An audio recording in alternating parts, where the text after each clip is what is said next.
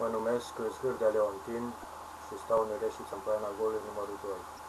Nu că numele meu ar fi important înaintea lui Dumnezeu, doar pentru faptul că El mi-a dat viață, mi-a dat putere să mă întorc la El și să-L mărturisesc.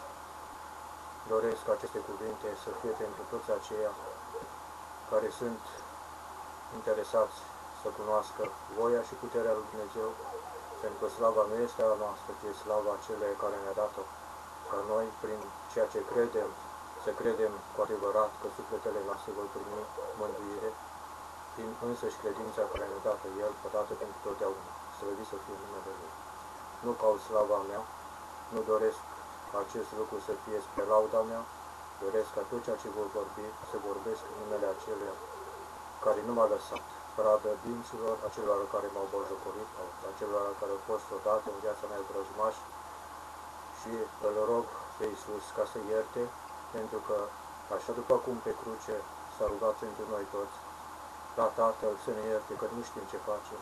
Sunt mulți oameni în jurul nostru care nu știu de ce fel de duh sunt călăuziți, au fost călăuziți și nu s-au depărtat de tot ceea ce este rău de lumea aceasta.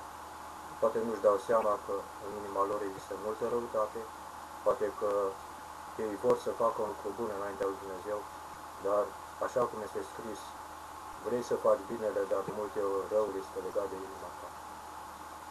Aș dori să vă spun că în Marcu 16, începând cu versetul 15, Iisus, înainte de a se ridica la cer, a spus tuturor acelor care și-au îndreptat privirile spre El și cuvintele Lui au fost în felul următor spuse celor ce l-au privit. Apoi le-a zis: duceți-vă în toată lumea și propovăduiți Evanghelia la orice făptură.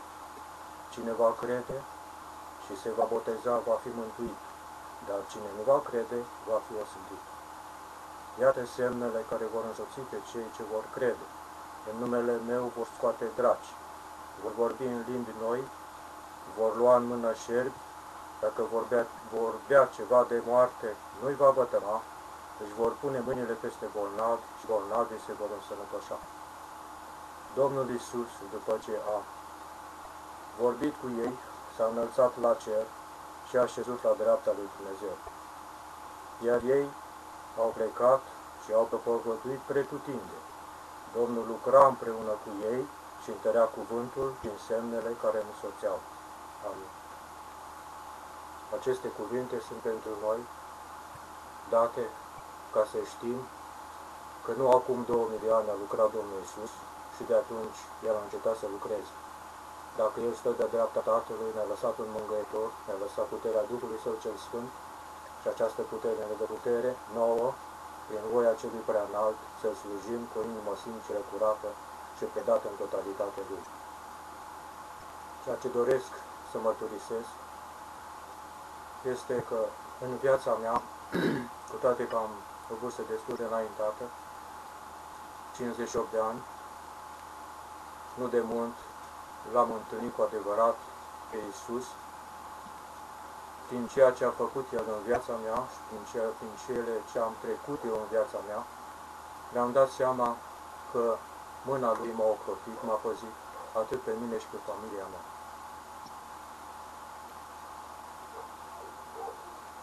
În anul 1978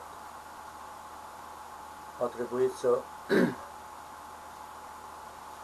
mă căsătoresc cu soția care mi-a pregătit-o Domnul și la nunta mea aș dori să vă spun că Domnul a trimis multe vase de lucru, a fost o nuntă, să nu mint, ca în povești, mulți frați și-au adus aminte ani de zile de acea nuntă și binecuvântare care a venit de la Dumnezeu.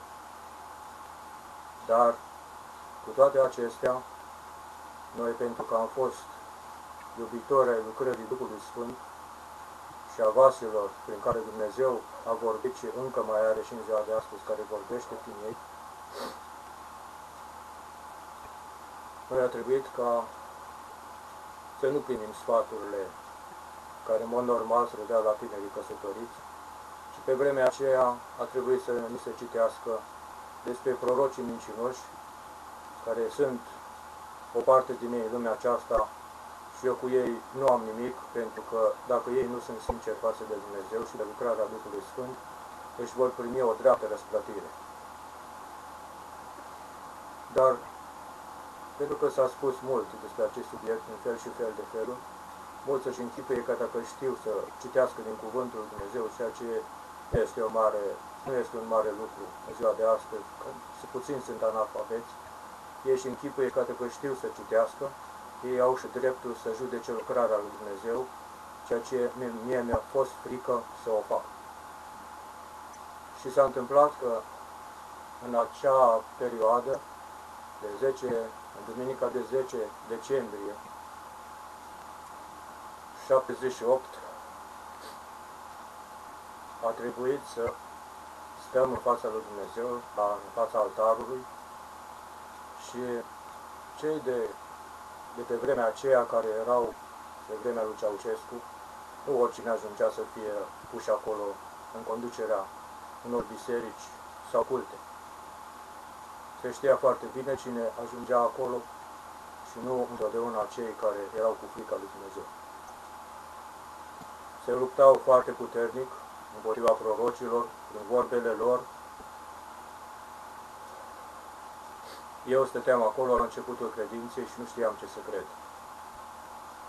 S-a întâmplat în acea perioadă că a trimis Dumnezeu un vas de lucru și prin gura acelui vas Dumnezeu a vorbit câte unul din mai mari poporului, care era foarte pornit împotriva lucrătorilor Domnului, considerându-i că toți sunt veniți din partea celui rău și pentru că nu era în stare să îi deosebească, nici nu-și punea problema care sunt buni și care sunt răi. Numai că prin vasul acela, Domnul a vorbit aceluia care era foarte împotriva lucrării Duhului Sfânt, tăgăduia această putere și nu credea pur și simplu în ea.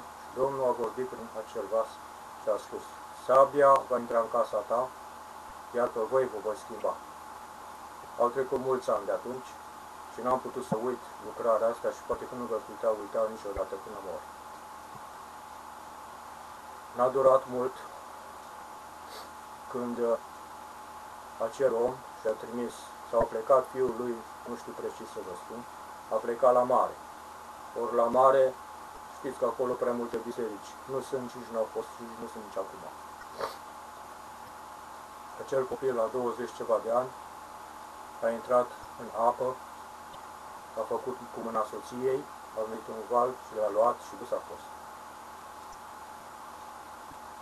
Eu când am văzut lucrarea Duhului Sfânt împlinindu-se, am știut că n-a vorbit altul decât Dumnezeu, că El împotriva Duhului Sfânt și împotriva Lui nu te poți lupta și nu ești capabil să înțelegi de multe ori lucrarea Lui și de aceea este bine să taci, să rabzi și să te consideri ca un om mic, neînsemnat față de puterea Lui. Aceasta am vrut să fac și eu pe vremea aceea și m-a rugat Domnului și am spus: Doamne, dacă aceasta a venit din partea Ta, această lucrare, atunci eu te rog, nu știu câte zile vei mai avea, nu știu câți copii îmi vei da. Pe vremea aceea eram proaspăt căsătorit și soția n-a născut. La vârsta în care sunt, am 6 copii, 3 băieți și 3 fete. Ceea ce doresc să vă spun în continuare, că Domnul m-a ascultat, pentru că i-am spus lui: Doamne, nu vreau să judec lucrarea Ta, nu vreau să judec niciun vas de-al Tău, pentru că Tu ești acela care vei judeca. Eu nu am puterea aceasta să o fac și eu mai bine mă smeresc înaintea Ta și aștept ca lucrările Tale să se împlinească. Voi ști că lucrările Tale sunt de la Tine dacă se vor împlini, iar cele care nu se vor împlini, știu că vor fi de la oameni. Nu am dreptul să judec pe nimeni și nici eu nu vreau să fiu judecat, pentru că Tu ești acela care știi ce faci pe pământ și în cer. Și așa m-a ascultat Dumnezeu și aș dori să vă mai spun în continuare că viața de credincios este o luptă permanentă. Este o luptă împotriva celui rău, împotriva răutății oamenilor care nu știu de ce fel de duc sunt călăuziți, împotriva acelora care poate pe față spun că te iubesc și pe la spate vin și te atacă și nu știi de multe ori încotro să o apuci. Viața este grea pe pământ, este presărată cu lacrimi, cu suferință, cu durere, dar nădejdea care ne-a dat Dumnezeu în inimile noastre și credința vie și adevărată ne va ajuta până la urmă să ajungem în Împărăția Lui, să fie Domnul.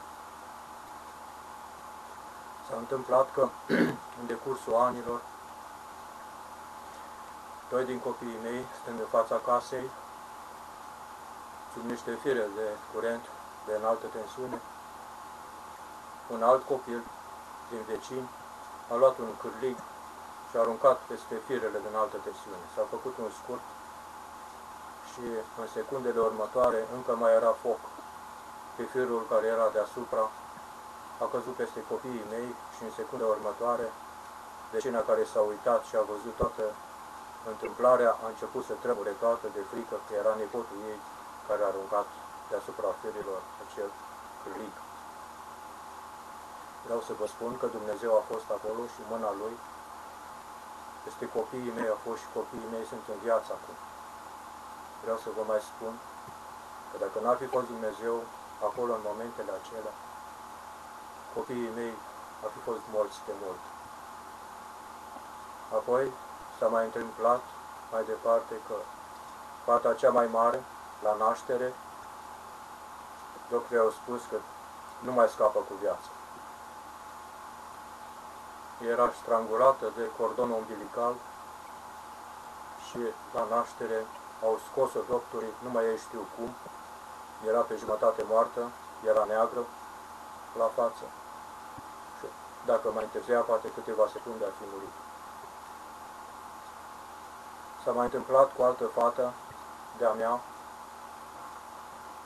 când era soția însărcinată cu ea, a urcat repede din Poiana Golului și când să ajungă sus la un drum,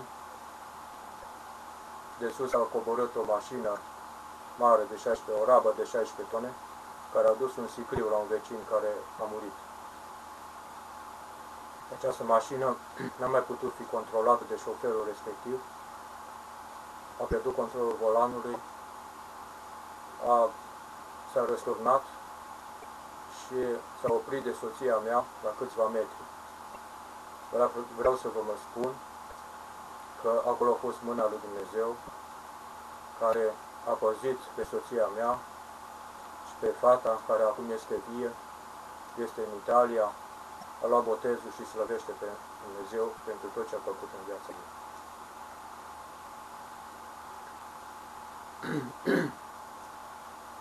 Prin toate lucrurile acestea, Dumnezeu a încercat să mă trezească și să mă anunțe și să încerce Dumnezeu să-L înțeleg că lucrările Lui nu sunt lucrări omenești, sunt lucrări dumnezeiești, care omul nu le poate înțelege de multe ori și că planul omului, cum este scris în cuvântul Lui, este de multe ori depășit de puterea lui Dumnezeu și de voința Lui. Mi-a mai dat Dumnezeu alte lucrări în viață care m-au făcut ca să înțeleg că înaintea Lui nu sunt decât poate un gunoi, cum zice Apostolul. Un om, ca și cum m-aș considera aproape nimic înaintea Lui, înaintea puterii Lui, înaintea sfințeniei Lui. Cine se poate încrede că este neprihănit? Când El este sfânt, când Iisus Hristos a fost fără de păcat și a fost bajocorit, noi care suntem lemne uscate pe pământul acesta, ce pretenție mai avem înaintea Lui ca să fim ridicați, să fim mai presus decât Iisus, care a fost lemnul verde și s-a făcut ce i s-a făcut. Aceasta a încercat Domnul să mă facă să înțeleg ani de zile. S-a mai întâmplat odată când m-am dus la București și vreau să vă spun că lucrările lui Dumnezeu sunt adevărate și în acest sens aș vrea să vă povestesc ce am mai pățit în vremea aceea. M-am dus la o soră